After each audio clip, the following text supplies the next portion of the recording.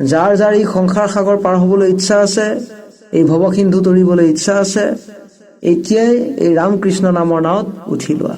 যিহেতু এই ভৱসিন্ধু তৰাৰ, এই সংসাৰ সাগৰ পাৰ হোৱাৰ একমাত্ৰ উপায় হৈছে ৰামকৃষ্ণ নাম। এই ৰামকৃষ্ণ নামৰ নাৱত উঠিলেহে এই সংসাৰ সাগৰ পাৰ হ'ব পাৰিবা। এই ৰামকৃষ্ণ নামৰ নাওখনৰ অবিহনে তুমি এই সংসাৰ সাগৰ পাৰ হ'ব নোৱাৰা।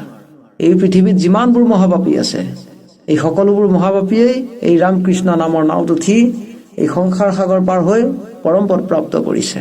পৰম পদ মানে প্ৰভুৱে দিয়া পদ, উচ্চ পদ, আটাইতকৈ ডাঙৰ পদ, যিটো পদৰ ওপৰত আৰু দিবলগীয়া পদ একোৱে নাই প্ৰভু ভগৱন্তই।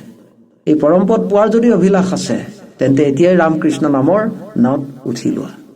সময় শেষ হৈ গৈ আছে, বয়স শেষ হৈ গৈ আছে। কোনদিনা এই সংসাৰ সাগৰতে ডুবি মৰিব লাগিব ঠিক নাই। তুমি এতিয়াও ডুবা নাই। তুমি এই সংসাৰ সাগৰ নিজে সাঁতুৰি পাৰ হ'ম এইটো ভ্ৰমত নাথাকিবা। তোমাক প্ৰভু ভগৱন্তই দয়া কৰি এই সংসাৰ সাগৰ পাৰ হোৱাৰ উপায় দিছে। যদি এই পৰম পদ প্ৰাপ্ত কৰিবলৈ ইচ্ছা আছে, এই সংসাৰ তৰিবলৈ ইচ্ছা আছে, তেন্তে উপায় এটাই যে ৰামকৃষ্ণ নামৰ নাৱত উঠি লোৱা। ইয়াৰ বাহিৰে আৰু এই সংসাৰ সাগৰৰ পৰা উদ্ধাৰ কৰিব পৰা উপায় একো নাই। একমাত্ৰ উপায় ৰামকৃষ্ণ নাম।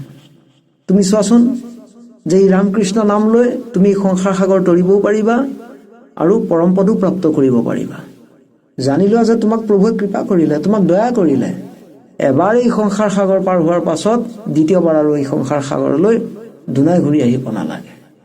এই সংসাৰ সাগৰ পাৰ হোৱা মানে তুমি মুক্ত হৈ গলা, তোমাৰ মুক্তি।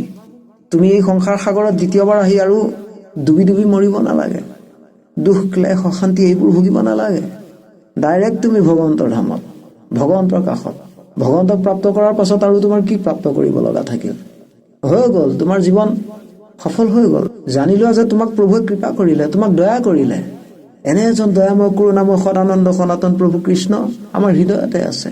আৰু এই হৃদয়স্থিত প্ৰভু কৃষ্ণক আমি হৃদয়তে উপাসনা কৰিব পাৰোঁ, পূজা কৰিব পাৰোঁ, ধ্যান কৰিব পাৰোঁ। যাৰ ৰাম কৃষ্ণ নাম নাৱে ভৱসিন্ধু তৰি পাৱে পৰম পদ পাপী যত